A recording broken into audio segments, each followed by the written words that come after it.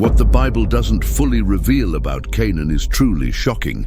Human sacrifices involving children, rampant orgies within temple grounds, and gods demanding blood rituals. These are just glimpses into the dark reality of this ancient civilization. Now you will uncover the compelling reasons behind God's command for the complete destruction of Canaan. The Promised Land concealed secrets so deeply disturbing that many preachers and religious leaders often avoid discussing them. In this exploration, you'll discover the lifestyle and daily routines of the people who inhabited Canaan. Canaan was far more than just an ordinary piece of land on an ancient map. Strategically positioned between two of the most powerful civilizations of antiquity, the mighty Egyptian Empire to the south and the expansive Mesopotamian empires. To the north, this region was inevitably the center of the known world. Any merchant seeking to transport goods from Egypt to Babylonia, or any army aspiring to conquer distant territories, had to traverse Canaan. This crucial geographical position transformed Canaan into a crossroads of cultures, ideas, and constant conflict. The geography of this land was, in itself, a divine gift. Along the coastal plains, the Mediterranean winds brought ample rainfall, perfectly suited for cultivating grains. The valleys nestled between the mountains created microclimates that were ideal for vineyards and olive groves. The Jordan Valley, with its exceptionally fertile soil, produced abundant crops of dates, figs, and pomegranates. It's no coincidence that God described it as a land flowing with milk and honey, a powerful metaphor for its unparalleled fertility and abundance. From the snow-capped Mount Hermon in the north to the arid Negev desert in the south, Canaan boasted an impressive geographical diversity within a relatively small area. But who were the inhabitants of this coveted land? Contrary to popular belief, Canaan was not populated by a single, unified people. Instead, it was a mosaic of diverse nations. The Canaanites proper primarily dominated the coastal regions and were skilled traders and merchants. The Jebusites controlled the mountainous region that would eventually include Jerusalem. The Hittites introduced advanced metalworking techniques originating from Anatolia. The Amorites, renowned for their imposing stature, controlled mountain fortresses. Perizzites and Hivites completed this diverse ethnic landscape, each group with its own unique customs, dialects, and pantheon of deities. The Bible mentions 7 distinct nations inhabiting Canaan, adding the Girgashites and the Canaanites to the previously mentioned groups. These peoples were not newcomers. Archaeological discoveries have revealed that many Canaanite cities existed for over 1,000 years before the arrival of the Israelites. Jericho, for example, was already an impressive walled city when Abraham was still living in Ur of the Chaldees. One of the most defining characteristics of Canaan was its political fragmentation. Unlike the unified Egypt or the centralized Babylonian empires, Canaan functioned as a collection of independent city-states. Each major city, such as Hazor, Megiddo, Lachish, or Jerusalem, had its own king who controlled the city and the surrounding villages. These small kingdoms were constantly vying for power, forming temporary alliances that quickly dissolved as interests shifted. The Amarna letters, discovered in Egypt, reveal Canaanite kings pleading with the pharaoh for assistance against their neighbors. "Send archers, or my city will be lost," desperately wrote one ruler of Canaan. This political fragmentation created an environment of perpetual instability, where loyalty was rare and betrayal was a common tactic. However, there's a significant paradox concerning Canaan. How could a land so prosperous and developed be so unstable and conflict-ridden? The answer lies in the region's inherent wealth. Precisely because it was so fertile and strategically important, Canaan constantly attracted the covetous eyes of neighboring empires. Egypt considered the region part of its sphere of influence and frequently sent armies to pacify rebellious cities. The Hittites and Babylonians, in turn, also claimed control over parts of Canaan. Internally, the wealth generated by trade created extremely unequal societies. While urban elites lived in luxurious palaces, the majority of the population subsisted in precarious conditions.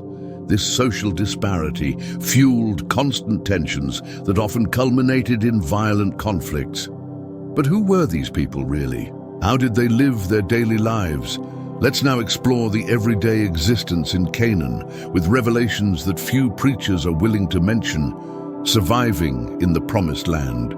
Before the Israelites entered Canaan, the daily life in this land was already vibrant, a reality that many are unaware of. At dawn, in a Canaanite city, the sun rose over stone and mud brick houses stacked upon each other along narrow, winding streets. Unlike modern houses, Canaanite dwellings were simple, usually consisting of one or two rooms. The walls, made of mud bricks mixed with straw and stones, provided natural insulation against the intense heat of the day and the cool of the night. The roofs were flat, made of wooden beams covered with interwoven branches and a layer of clay. These terraces served as extensions of the house. Families slept there on warm summer nights, dried grains and fruits in the sun, and sometimes even built temporary huts during festivals. Early in the morning, Canaanite women were already busy. Their first task of the day was to light the fire and begin grinding wheat or barley grains in manual stone mills to make flour for bread. This was arduous work that could take hours. Meanwhile, other women in the household would go out with ceramic jugs to fetch water from the city's communal. Well, an important social moment where news and gossip were exchanged. The basic diet of the common Canaanite consisted mainly of grains. Flatbread baked in clay ovens or on hot stones was the staple food, accompanied by olive oil, olives, lentils, and chickpeas. Fruits such as dates, figs, and pomegranates supplemented the diet, as well as goat's milk, cheeses, and yogurt. Meat was a luxury reserved for special occasions and festivals, usually goats, sheep, or for the wealthier cattle. Wine, produced on the slopes of the Canaanite mountains, was the most common drink, often diluted with water to make it last longer. While the women took care of the house, prepared food, and wove textiles, the men went out to work. The vast majority of the Canaanite population consisted of peasants who cultivated small plots of land around the cities. Early in the morning, they set off with their tools: plows pulled by oxen or donkeys, hoes and bronze or iron sickles to work in the fields. The sweat of agricultural work was constant and exhausting, especially under the scorching Levantine sun. In the cities, specialized artisans began their day in workshops, which were often part of their own homes. Potters shaped ceramic vases on manual wheels, creating containers for storing food, water, and oil. Blacksmiths hammered incandescent metals, forging agricultural tools, weapons, and ornaments. Carpenters transformed scarce and precious wood into furniture, doors, and various implements. Weavers converted wool and linen into fabrics, while tanners prepared animal hides for sandals and containers. At the top of society, local kings lived in palaces that were relatively modest compared to those of the Egyptian pharaohs, but luxurious by Canaanite standards. Surrounded by guards, servants, and advisors, these monarchs dedicated their days to resolving legal disputes, planning construction projects, receiving foreign envoys, and often preparing for wars against neighboring cities. Almost as powerful as the kings were the priests who administered the temples, performed rituals, and served as intermediaries between the people and the gods. Life in Canaan was regulated by agricultural cycles: the planting season, the anxious anticipation of winter rains, the harvest, and the festivals associated with these events. When the harvest arrived, a significant portion went to the storehouses of the palace and the temple as tribute to the king and the gods, leaving many peasants with just enough to survive until the next harvest. If you want to experience the divine, protection that the Israelites received when entering this land of contrasts. Comment now, I trust in God's provision even in difficult times. And share this video so that others can also understand God's plans. But beyond work and common life, there was something even stronger that ruled Canaanite society: religion, a force as powerful as it was disturbing, dominating every aspect of life. Amidst the ruins of ancient Canaanite cities, archaeologists have unearthed clay tablets with inscriptions that reveal a surprisingly complex world. Although the majority of the population was illiterate, there existed an elite class of highly trained scribes who not only mastered the cuneiform writing system of Mesopotamia, but also developed an alphabetic system that would revolutionize written communication. Egyptian influence was so strong that many Canaanite nobles sent their sons to study in Egypt, learning hieroglyphs and bringing back knowledge of mathematics, astronomy, and medicine. This cultural exchange created a society where knowledge was power, restricted to a privileged few. Canaanite festivals were memorable events, lavishly supplied with abundant wine. Archaeologists have found impressive wine cellars in several cities, some capable of storing thousands of liters. But there was something more disturbing: evidence of the ritual use of hallucinogenic substances in certain temples. Priests and priestesses consumed some preparations to commune with the gods. These altered states of consciousness were interpreted as divine possession, allowing the priests to transmit messages from the heavens, a practice that the God of Israel vehemently condemned. The architectural achievements of the Canaanites were remarkable for their time. Jericho, one of the oldest cities in the world, had impressive walls up to 6 meters high, built with advanced engineering techniques. Some cities developed rudimentary aqueduct systems to supply water, channeling springs through underground tunnels to central cisterns. The temples dedicated to Baal and Astarte were imposing structures with raised altars for sacrifices and courtyards surrounded by stelae and symbols of fertility. The famous Asherah poles, mentioned in the Bible as abominations, were also prominent features. The justice system in Canaan was brutal and direct. A king had absolute power over life and death, often acting as the supreme judge. Punishments for crimes included fines for minor offenses, but quickly escalated to mutilations and public executions. Familial vengeance was institutionalized, with the principle of an eye for an eye applied literally. Historical accounts mention Canaanite kings who cut off the thumbs and big toes of defeated enemies, exactly as happened to Adoni-Bezek in the Book of Judges, who confessed to having done the same to 70 kings before receiving the same treatment. Physical appearance was extremely valued in Canaanite society. Men and women wore colorful tunics dyed with purple and crimson, extracted from mollusks and insects, colors that symbolized power and wealth. Women of the nobility adorned themselves with elaborate jewelry, earrings, necklaces, and anklets of gold and silver, often encrusted with lapis lazuli and carnelian. Relationships in Canaan followed patterns that the Israelites considered deeply immoral.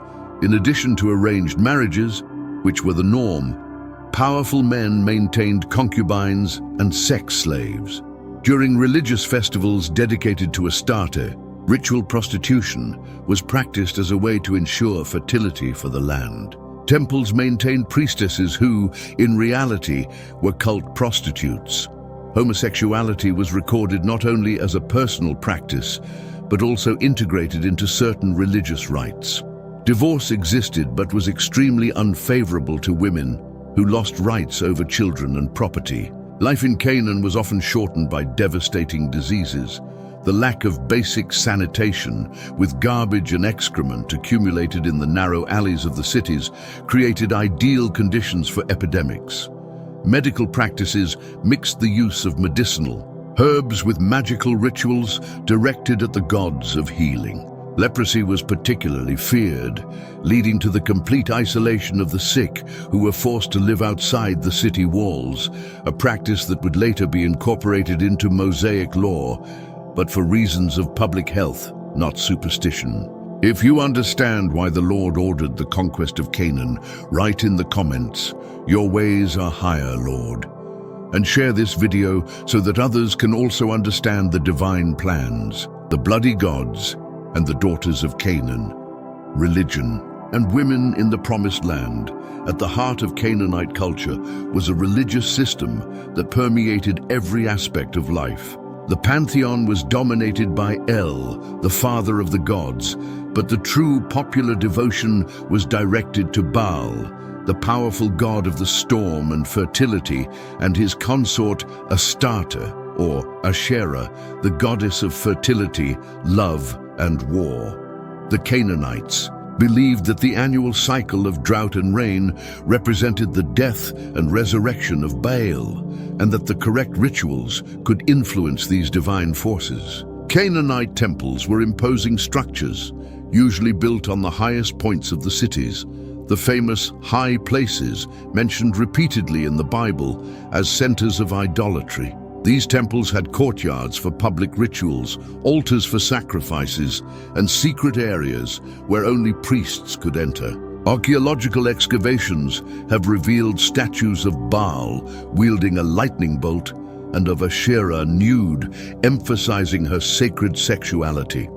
The most disturbing aspect of this religion was the practice of sacrifices. Animal sacrifices were routinely offered, but in times of extreme crisis, prolonged droughts, epidemics, or threats of invasion, the Canaanites resorted to human sacrifice. Archaeological evidence confirms the horror of the Moloch, the practice of sacrificing children, usually firstborns, to Moloch, a manifestation of Baal. In Carthage, a Phoenician colony that preserved Canaanite practices, archaeologists discovered the Tophet, a cemetery with thousands of urns containing cremated remains of sacrificed children. Fertility rituals were another central element of Canaanite religion. It was believed that the sexual union between Baal and Astarte brought fertility to the earth. This myth was ritually staged in the temples, where priests and priestesses performed sexual acts as a way to stimulate the gods to do the same. Sacred prostitution was institutionalized, with men and women dedicated to serving in the temples as cult prostitutes. Practices vehemently condemned in the Torah. The Canaanite religious calendar revolved around the agricultural cycles. The most important festival was the New Year, celebrated in the autumn when the first rains were expected.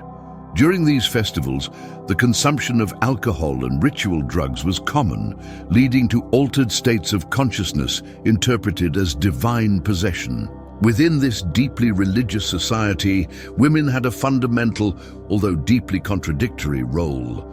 Although femininity was revered through the cult of Astarte, most women lived under strict patriarchal control. This contradiction defined the daily life of women in every aspect. Marriage in Canaan was essentially a commercial agreement between families. A young woman had little voice in choosing her husband, with the marriage being arranged by her father, who negotiated a bride price to be paid by the groom's family. Documents discovered in Ugarit, a Canaanite city, reveal marriage contracts detailing these financial arrangements. Once married, the woman passed from the authority of her father to that of her husband.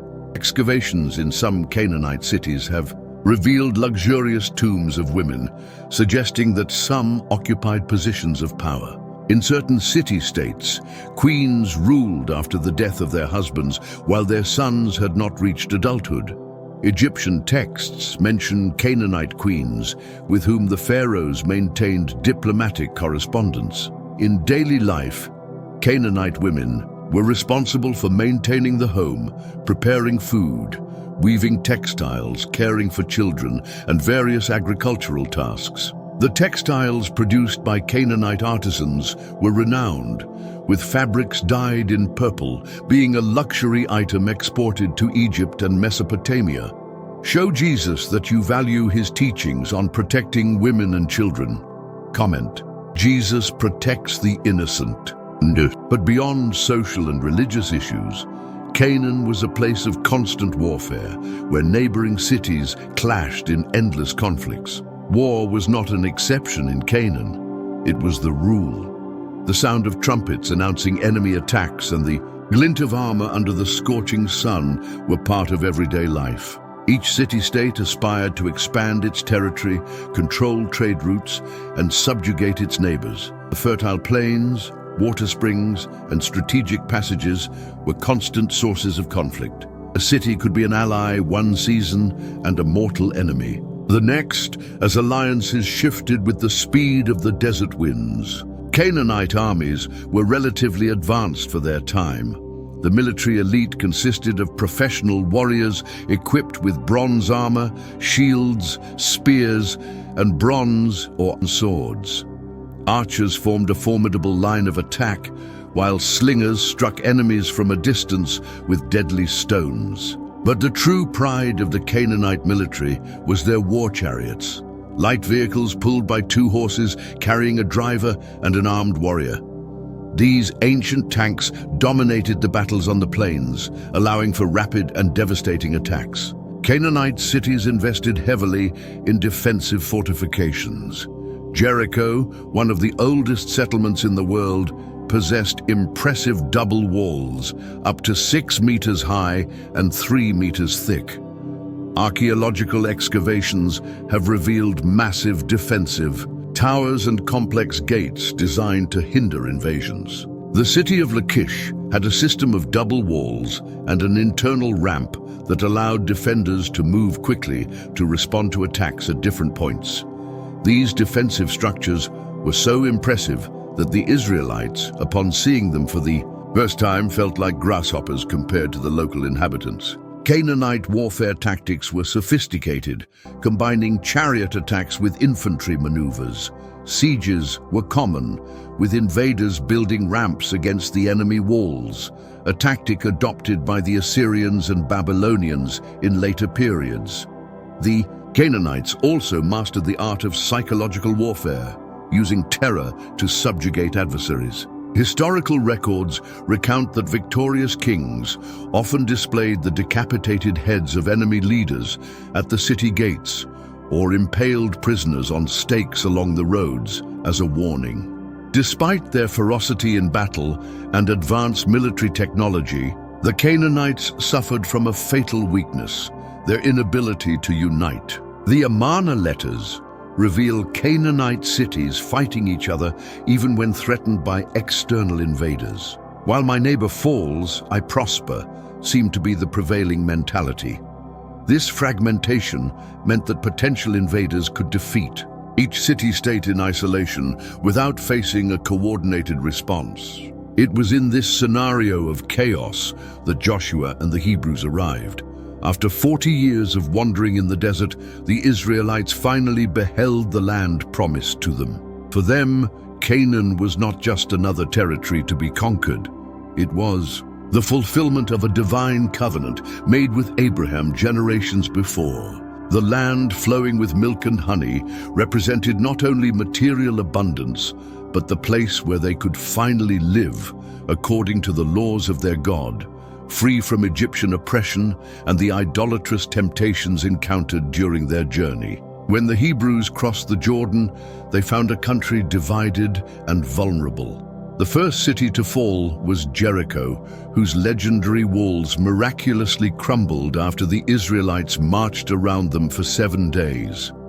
This event, recorded in the Book of Joshua, marked the beginning of a military campaign that would forever change the face of Canaan. Hazor, Lachish, and other important cities fell successively. The conquest was not just military, it was a cultural and spiritual revolution. Where once temples to Baal and Astarte stood, now the people of Israel worshipped Yahweh, the one true God. The Canaanite festivals of fertility were replaced by celebrations like Passover and the Feast of Tabernacles, which commemorated divine liberation and provision. Practices like human sacrifice and ritual prostitution were abolished, replaced by a moral code based on the 10 Commandments and the law of Moses. The clash between Hebrew and Canaanite values could not be deeper. Where the Canaanites saw capricious gods who needed to be appeased with blood, the Israelites knew a God who established a covenant with his people.